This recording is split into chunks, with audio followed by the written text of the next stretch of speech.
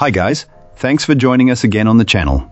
So, there's a reason I haven't talked about this one until now. It's not because I didn't want to talk about it, but because I needed to get it right. And now, the wait's over. But before we get into that, don't forget to check this exclusive discount for it. You can find the link in both the video description and the top comment below. Now, let's not waste any more time and jump right into the details. Getting this new cable modem and router combo up and running was an adventure. Let's just say, if you're not comfortable with a bit of tech troubleshooting, this might not be the easiest setup. My goal was to boost my internet speed, extend my Wi-Fi coverage to my deck, and get a solid wired connection to my gaming console.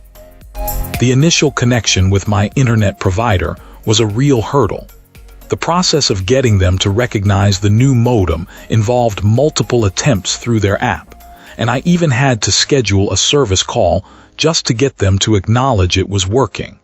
It felt like a lot of unnecessary back and forth, especially having to manually input the MAC address repeatedly. Setting up the router itself proved equally challenging. I initially tried the web-based administration interface, but that didn't work. The app was the only way I managed to get things configured. Even then, I had to learn the trick of setting up the satellite extender next to the main router before moving it to its final location. After what felt like an eternity, honestly, several hours, I finally had everything working. All my smart devices connected, the satellite extended the Wi-Fi to my deck, and life was good for about 12 hours. The next morning, the entire system was offline. After some frantic troubleshooting, I managed to get it back online, only to receive a firmware update notification through the app. This is where things went south. After completing the update, the satellite extender completely stopped working. Hours of troubleshooting, including trying various connection methods and even contacting customer support, yielded nothing. Their diagnosis: a faulty satellite. They suggested I return the entire system. The whole experience was incredibly frustrating. It was hours of my time and a significant disruption to my work-from-home setup because I had to take my old router offline to install the new one. The replacement is on its way, and I'm bracing myself to repeat the whole process. Now I will say, when it did work, this setup was fantastic.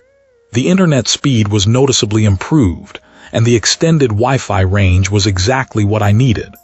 But the instability and the challenges with the initial setup and the firmware update really soured the experience. If you're considering something like this, be prepared for a steep learning curve, and definitely don't plan any firmware updates until everything is rock solid. If you're not prepared to spend a good chunk of time on the setup, maybe this isn't for you. It works well, but the initial setup and troubleshooting were major hurdles. Appreciate you watching. If this video helped, like and subscribe. Let me know your thoughts below. See you soon.